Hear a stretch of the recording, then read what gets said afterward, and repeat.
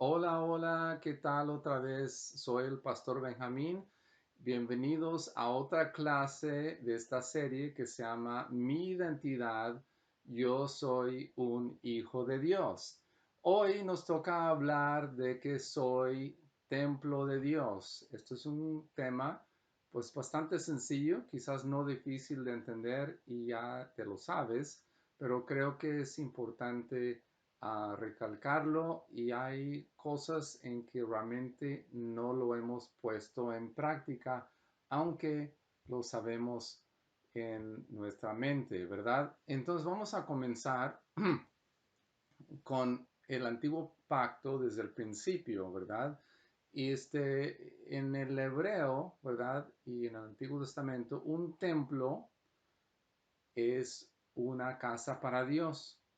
Se supone que es ahí donde Dios vive. En el principio, desde Génesis, el hombre podía construir un altar en cualquier lugar y adorar y orar a Dios desde ahí, construyendo un altar.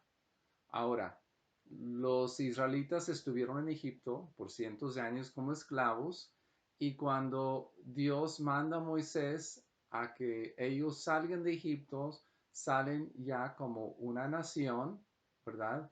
Dios le dijo a Moisés que construyera una casa portátil para que él, Dios, pudiera vivir en medio de ellos mientras viajaban hacia la tierra prometida. Ahora sabemos que ese viaje duró más de 40 años, ¿verdad?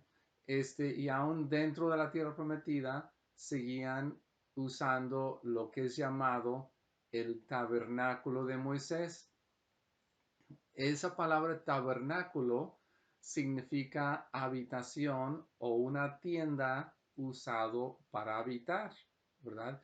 En ese tiempo ellos eran nómadas, ¿verdad? Desde el tiempo incluso desde Abraham y Isaac, Jacob, ¿verdad? Eran ganaderos que iban moviéndose de un lugar a otro y vivían en tiendas. Entonces, el tabernáculo, esta casa para Dios, era una tienda portátil que iba viajando con ellos, ¿verdad? Así de esa manera Dios los iba acompañando.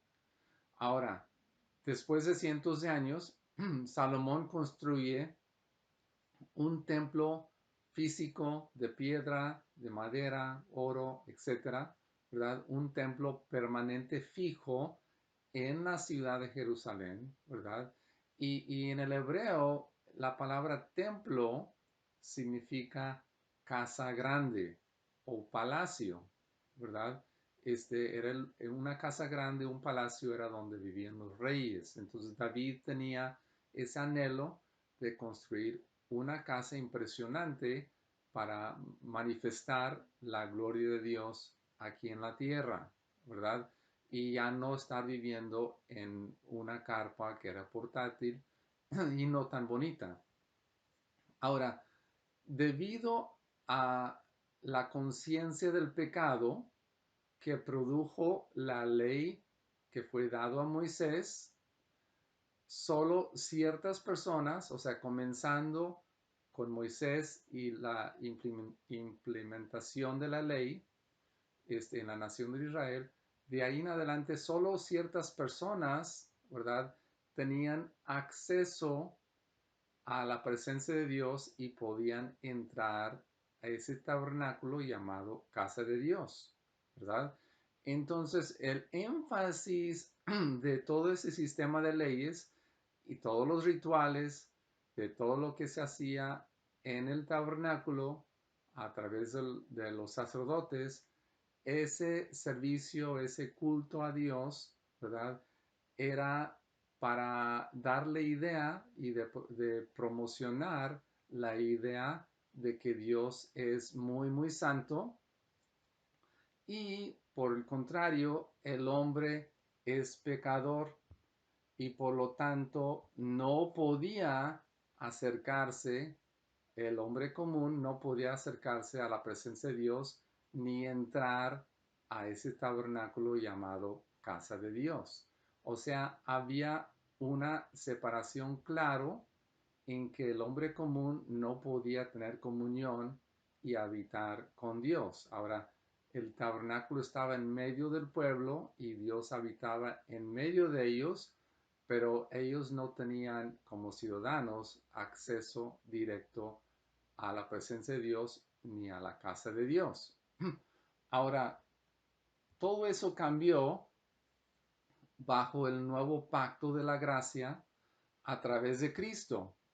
El pecado en el nuevo pacto, gracias al sacrificio de Cristo, ha sido eliminado y por tanto esa enemistad entre el Dios y el hombre fue quitado y esa separación entre el hombre y Dios ya no existe para aquellos que creemos en lo que Jesucristo hizo por nosotros, que nos consiguió ese perdón. Por eso cuando Jesucristo murió, las escrituras dicen que el velo del templo, lo que separaba el lugar santísimo, la mera presencia de Dios, ese velo se rasgó y la entrada, de ahí en adelante la entrada a la presencia de Dios fue permitido por todo aquel que quisiera acercarse. Ahora, Dios y el hombre pueden tener ahora comunión directa y compañerismo viviendo juntos en una relación íntimo como padre y hijo. Para Dios Padre y nosotros como sus hijos, esta es una relación que no se veía y no se dio a conocer en el antiguo pacto bajo esa ley que dio Moisés, ¿verdad? Ahora no tenemos que ir a un templo físico o esperar cierto día de la semana, que ellos llaman el sábado, el día de reposo, para adorar, orar o simplemente convivir y tener comunión con Dios. A través de la obra de Jesucristo, el hombre fue restaurado a su estado original, así como estuvo Adán y Eva en el huerto del Edén. Así como ellos vivieron, tuvieron perfecta comunión con Dios porque no había pecado, no había nada que los separara.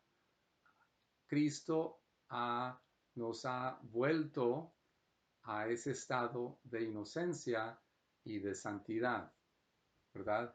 Ahora, vamos a ver, porque el que mejor explica esto en el Nuevo Pacto, en el Nuevo Testamento, es el apóstol Pablo, ¿verdad? Entonces vamos a ver lo que dice el apóstol Pablo en Efesios 2 y el verso 19. Dice Pablo a los creyentes, ya no sois extraños ni extranjeros, sino que sois conciudadanos de los santos y sois de la familia de Dios. O sea, somos hijos de Dios. Esa familia de Dios es edificado sobre el fundamento de los apóstoles y profetas, siendo Cristo Jesús mismo la piedra angular. El verso 21 dice, en quien todo el edificio bien ajustado va creciendo para ser un templo santo en el Señor, en quien también nosotros sois juntamente edificados para morada de Dios en el Espíritu. Entonces ahora en el nuevo pacto, Pablo nos está diciendo que en Cristo nosotros somos ese templo que va siendo construido. O sea, la iglesia es el cuerpo de Cristo, la iglesia es ese templo donde Dios habita, ¿verdad? Ahora vamos a recordar que cuando Jesús fue bautizado por Juan en el río Jordán, ¿verdad? El Espíritu de Dios descendió sobre él en forma de paloma, ¿verdad? Y desde ahí en adelante se escuchó desde el cielo el Dios Padre declarando, este es mi Hijo amado en quien tengo complacencia. Entonces, cuando Jesús fue lleno y llegó a ser habitación, templo de Dios aquí en la tierra, Emmanuel, Dios con nosotros, ¿verdad? Se fue declarado como el Hijo de Dios. Ahora, su identidad fue probado inmediatamente cuando fue llevado por el Espíritu al desierto, fue tentado y como su identidad era muy firme, ¿verdad? Y había creído lo que Dios había declarado sobre él se mantuvo firme en esa palabra de Dios, ¿verdad? No dudó de ser hijo de Dios, ¿verdad? Y entonces, en Juan, el capítulo 2, el verso 19, Jesús está hablando y dice, Jesús respondió y les dijo, destruir este templo y en 3 días lo levantaré. Entonces los judíos dijeron, en 46 años fue edificado este templo. Sabemos que Herodes lo acababa de terminar de construir, ¿verdad? En ese tiempo que Jesús estuvo aquí en la tierra con sus discípulos. Sigue diciendo el verso 20, en 46 años fue edificado este templo y tú lo levantarás en 3.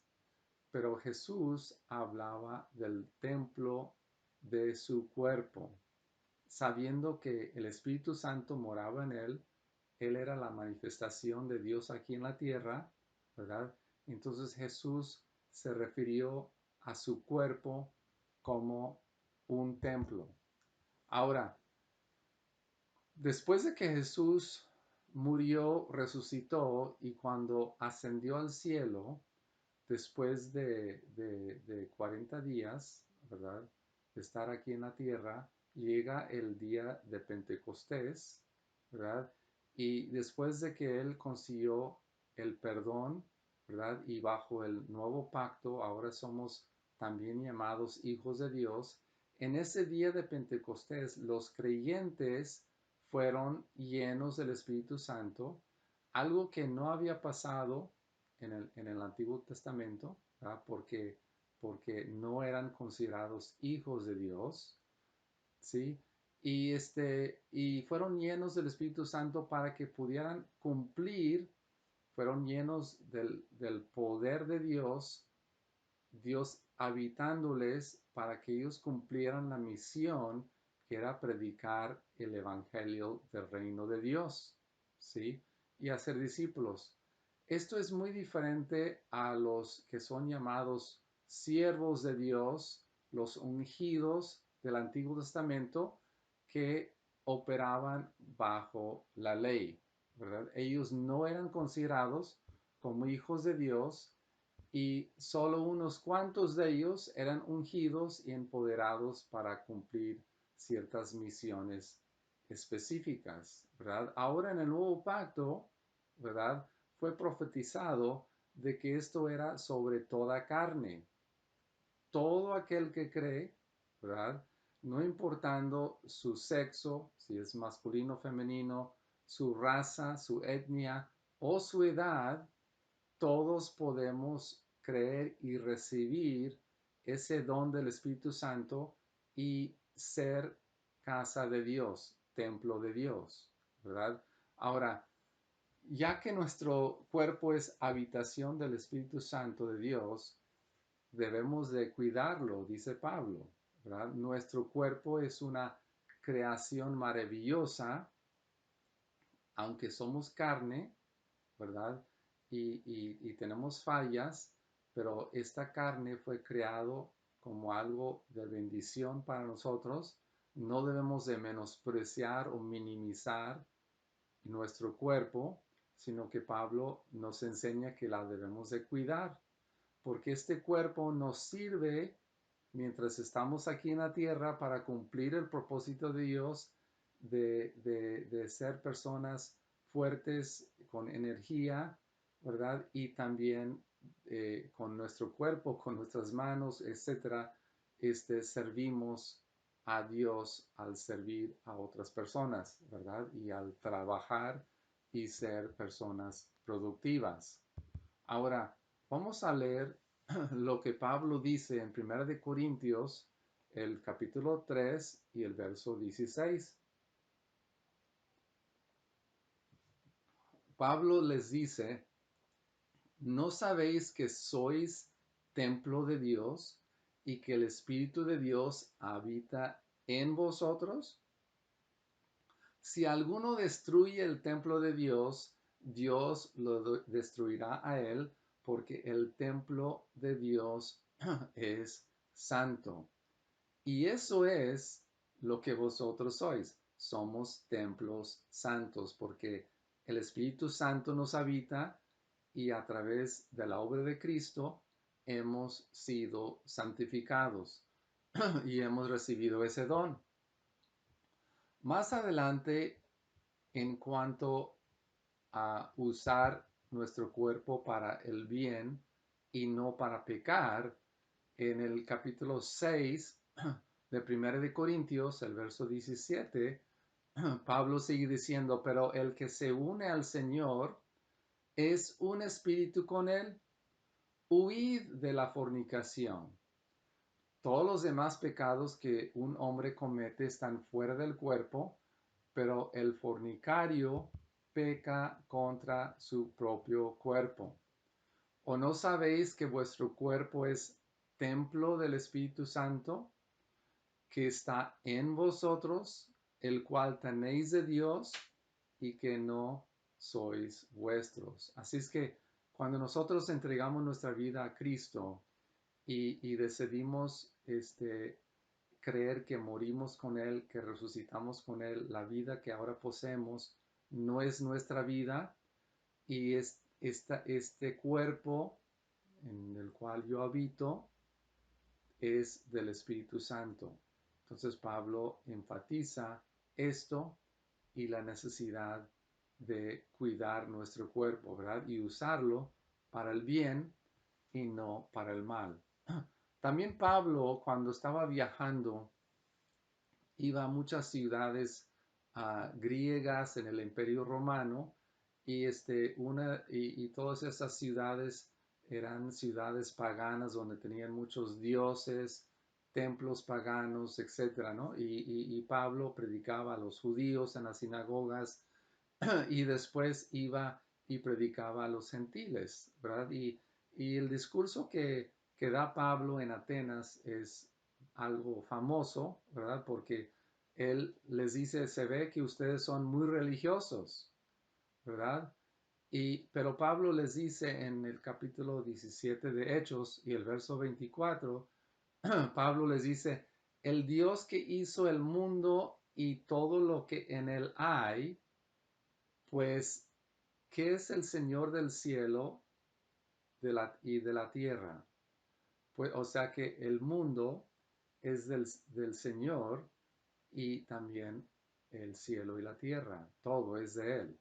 Dice, Él no mora en templos hechos por manos de hombres, ¿verdad? Entonces, todo eso de que Dios habita en un edificio fue algo que se acostumbraba en el antiguo pacto y en este caso en Atenas los paganos también acostumbraban construir templos físicos para su adoración a sus dioses. Pablo les está diciendo que ya no es así, sino que todo pertenece a Dios y Dios está en todo el mundo, ¿verdad? Y no está limitado a un lugar físico. Ahora, no sabemos bien quién escribió la carta a los hebreos, pero esa carta, toda la carta está haciendo una comparación entre el antiguo y el nuevo pacto, ¿verdad? Que el nuevo pacto es mejor, muchísimo mejor, porque en el nuevo pacto entramos a la realidad y no el antiguo pacto fue basado en sombras y el cumplimiento de todas esas sombras y figuras se cumplió en Cristo. Ahora, en este tiempo, estamos viviendo bajo la gracia y lo que llamamos el nuevo pacto, y ya no estamos bajo la ley de Moisés, ¿verdad? Ahora, en este nuevo pacto, nosotros somos parte de la casa de Dios porque el Espíritu Santo vive en nosotros. Y el autor de los Hebreos entendió esto, y una de las cosas que el autor menciona que es mejor ahora en el nuevo pacto es en cuanto a Moisés, comparando a Moisés con Cristo. Y vamos a leer entonces en el capítulo 3 y el verso 4. Dice, porque toda casa es hecha por alguno, pero el que hace todas las cosas es Dios. Moisés fue fiel en toda la casa de Dios como siervo. Es importante notar esta palabra siervo. Moisés fue fiel en toda la casa de Dios como siervo para testimonio o como ejemplo de lo que se iba a decir más tarde. Lo que es más tarde, entendemos ahora que es el nuevo pacto. El verso 6 dice, pero Cristo fue fiel como hijo, o sea, no como siervo, sino como hijo sobre la casa de Dios, cuya casa somos nosotros. Si retenemos firme hasta el fin nuestra confianza y la gloria de nuestra esperanza, nuestra confianza en lo que Cristo hizo al iniciar el nuevo pacto, que es por gracia y por la fe. Si nosotros mantenemos esa confianza que Cristo nos ha perdonado y que recibimos la vida de Dios y la salvación por fe, entonces nosotros seguimos siendo y retenemos esa confianza de que somos casa. Ahora, en los siguientes versos, por más de un capítulo, el autor empieza a hablar de reposo. Y no es que el autor cambie de tema, sino que y está hablando, ¿verdad?, de los israelitas en el Antiguo Testamento y que no entraron en el reposo, aunque entraron a la tierra prometida. La razón por la cual el autor no está cambiando de tema es porque una casa es el lugar donde nosotros reposamos, o sea, la familia, un hogar es donde una familia llega para descansar y para tener comunión con su familia y quizás también invitar a otros amigos. Después de haber trabajado y hacer los quehaceres del día, uno entra a la casa y la casa representa reposo, un lugar de reposo, ¿verdad? Ahora, el autor aquí está diciendo que para entrar en el reposo de Dios, debemos de tener certeza que quien nos habita, o sea, Dios, que Dios nos ama y no nos condena debido a que tenemos el mejor abogado, ¿verdad? Después de hablar de reposo, el autor sigue hablando de que el nuevo pacto es mejor porque tenemos un nuevo sacerdocio y un nuevo sumo sacerdote, y ese sacerdote aboga por nosotros y nos defiende de toda acusación. Entonces nosotros podemos entender y tener la certeza que Dios nos habita y estar cómodos con Dios en nuestra casa, sabiendo que Dios no nos condena porque ahora estamos bajo un nuevo pacto y no bajo la ley, donde aquellos que practicaban ese culto basado en el templo o tabernáculo de Moisés, ¿verdad? Tenían conciencia de pecado. Dice el autor de los Hebreos que ya no tenemos conciencia de pecado porque el sacrificio que hizo Cristo es perfecto y Él es nuestro sumo sacerdote que aboga por nosotros. Así es que nosotros podemos disfrutar de reposo sabiendo que Dios nos habita y que somos la casa de Dios, donde Dios reposa y Dios no viene de visita, Dios no está de paso, Dios no va y viene, sino que Dios reposa con nosotros. Ahora vamos a recordar un acontecimiento algo famoso de Jesús. Seguramente han escuchado y leído mucho en cuanto a la vez que Jesús fue a Samaria y Jesús se encuentra con la famosa mujer samaritana, ¿verdad? Vamos a leer algunos versos de lo que Jesús dialogó con ella en Juan el capítulo 4 y el verso 19. Dice, la mujer le dijo, Señor, me parece que tú eres profeta. Nuestros padres adoraron en este monte, un monte ahí cerca de Samaria. Los samaritanos y los judíos no se llevaban bien y los samaritanos no querían ir a Jerusalén para adorar porque tenían enemistad. Entonces los samaritanos habían designado otro monte donde adorar. Entonces dice la mujer samaritana, vosotros decís que en Jerusalén está el lugar donde se debe adorar.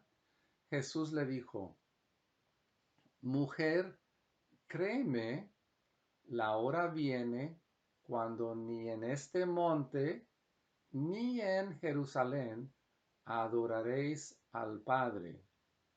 Vosotros adoréis lo que no conocéis, nosotros adoramos lo que conocemos.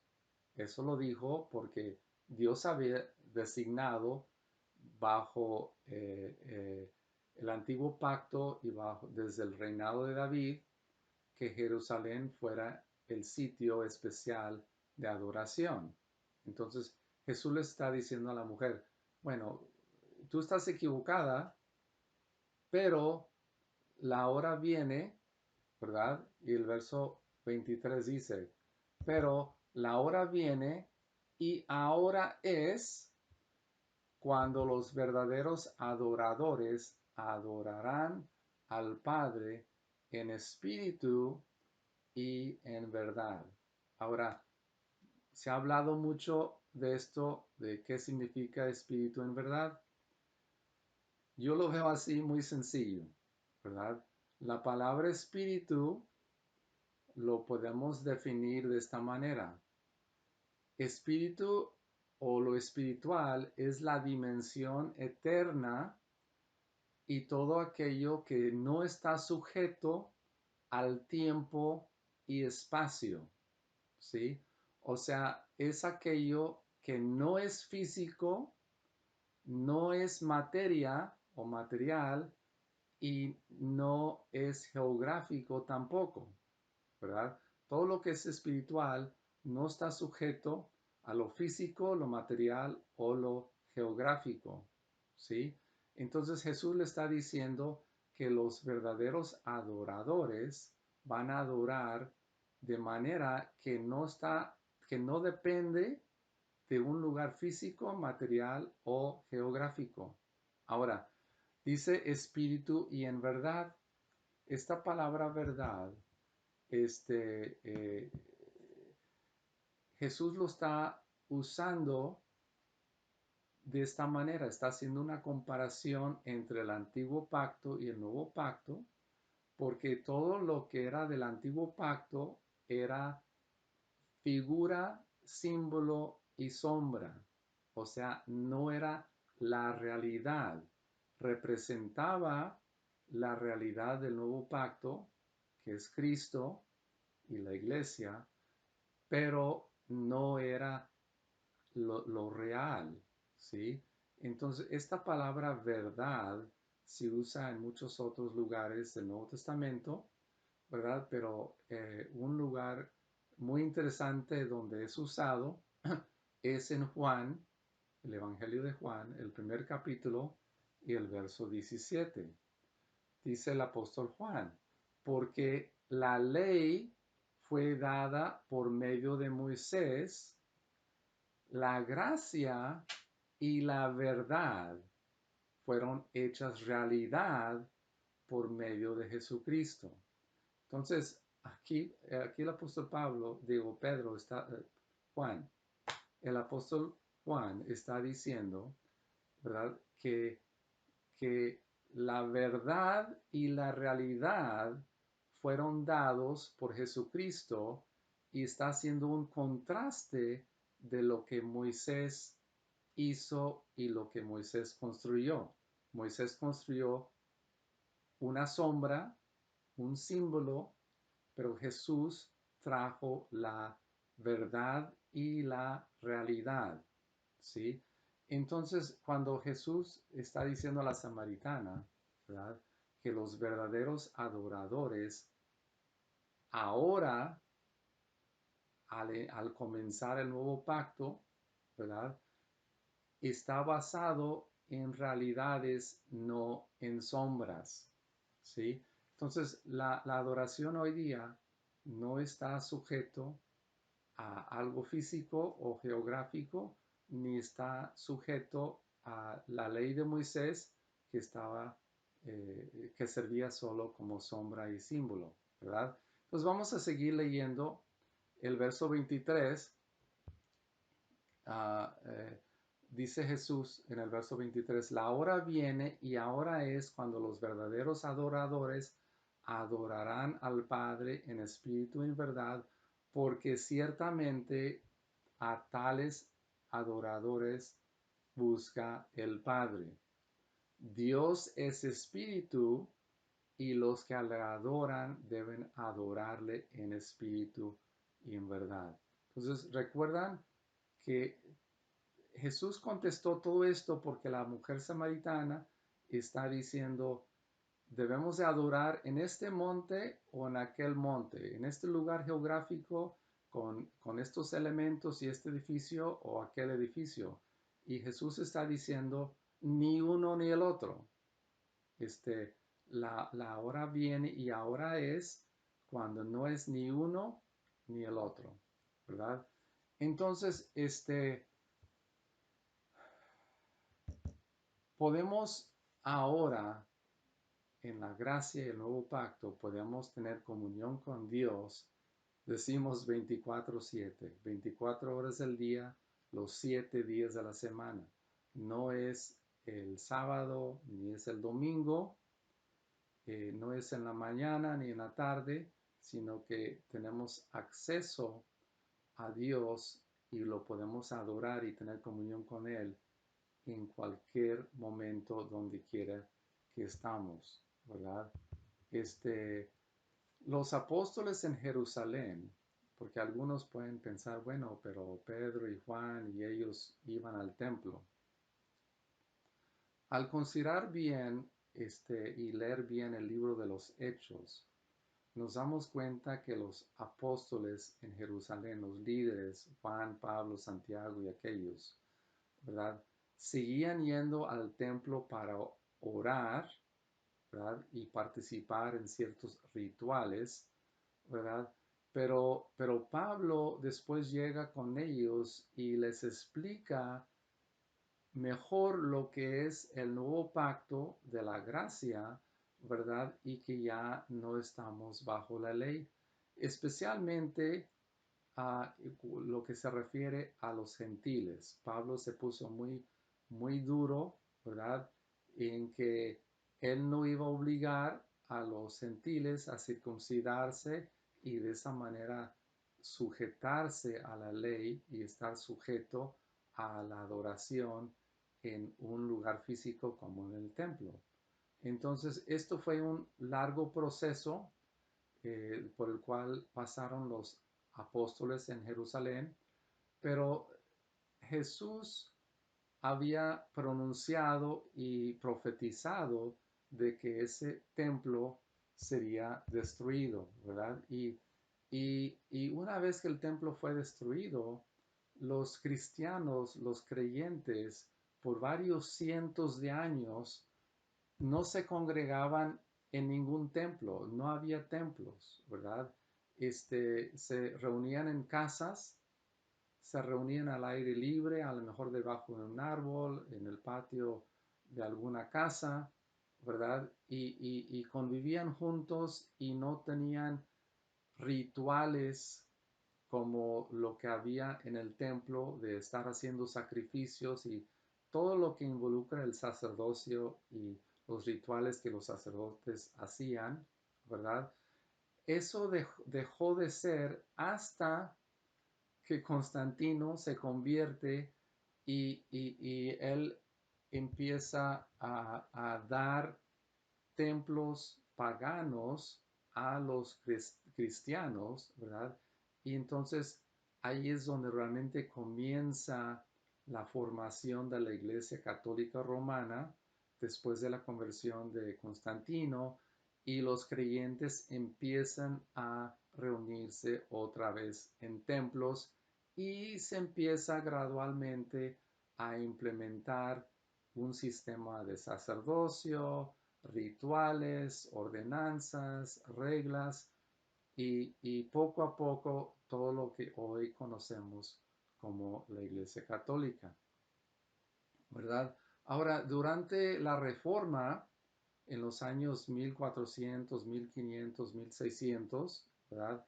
Hubo una reforma en la iglesia en Europa, ¿verdad? Y poco a poco, fue muy lento, las iglesias protestantes fueron dejando aquellos costumbres, rituales y el uso de que la vida de la iglesia y todo lo que se hacía, bautismos, predicaciones, etcétera, todos los rituales se hacían dentro de un edificio llamado templo, ¿verdad?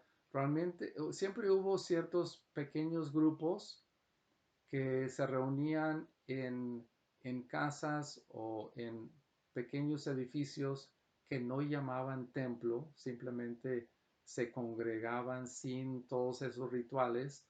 Realmente no fue hasta Juan Wesley quien comenzó lo que se llamó el movimiento metodista, donde ellos enfatizaban estudio bíblico en casas y Juan Wesley y su hermano se dedicaron a viajar en ese tiempo por caballo, en caballo a todos los pueblos de Inglaterra y otros países, predicando, evangelizando, enseñando y teniendo reuniones casi siempre al aire libre, ¿verdad?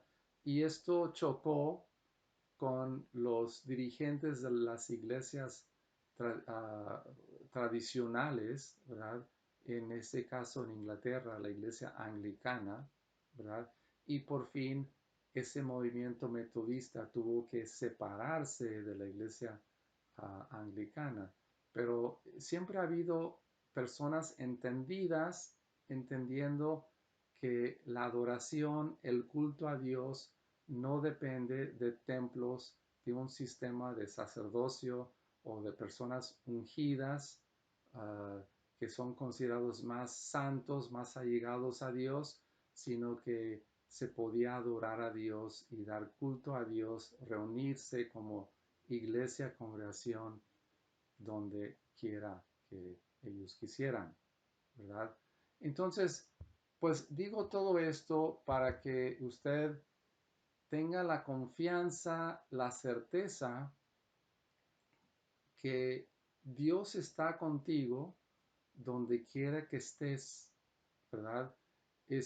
No es malo congregarnos en un edificio que quizás llamamos iglesia, ¿verdad? Pero en sí la iglesia somos nosotros, somos los miembros, somos los que, lo que somos parte del cuerpo de Cristo, ¿verdad? Pero algunos tienen el concepto erróneo, ¿verdad? Que vamos a la iglesia para buscar a Dios. Pensamos que Dios está más presente o se manifiesta más en un edificio que llamamos templo. La realidad es que Dios se manifiesta donde quiera que sus hijos se juntan y hay unidad en el cuerpo, ¿verdad? La unidad en el cuerpo donde los creyentes nos unimos, cada quien somos habitación de Dios y cuando nosotros llegamos a un sitio, ahí está Dios, no porque Dios ya estaba ahí, sino que Dios está ahí porque nosotros llegamos y entre más creyentes somos reuniéndonos, hay una mayor manifestación de la gloria de Dios y la presencia de Dios, ¿verdad? Porque donde hay unidad, hay vida, hay poder y hay comunión, ¿verdad? Las escrituras dicen que donde hay dos o tres hijos congregados en su nombre, ¿verdad? Cristo se manifiesta ahí en mayor magnitud y eso lo llamamos iglesia. Iglesia es la congregación de los creyentes. Entonces, espero que esta enseñanza les haya dado un mejor entendimiento de quiénes somos, nuestra identidad como hijos de Dios y el privilegio que nosotros tenemos ahora en un nuevo pacto de ser la habitación de Dios. Tú eres habitación de Dios. Dios está contigo donde quiera que tú vayas. Ten eso por seguro que Dios desea y no está de visita, no va y viene, sino que Él te habita. Y esto es por gracia, porque en Cristo hemos llegado a ser llamados los hijos de Dios también con Él. Así es que espero que esta enseñanza les haya bendecido, tengan mejor entendimiento y pueden tener paz y gozo sabiendo que Dios está con nosotros. Hasta luego.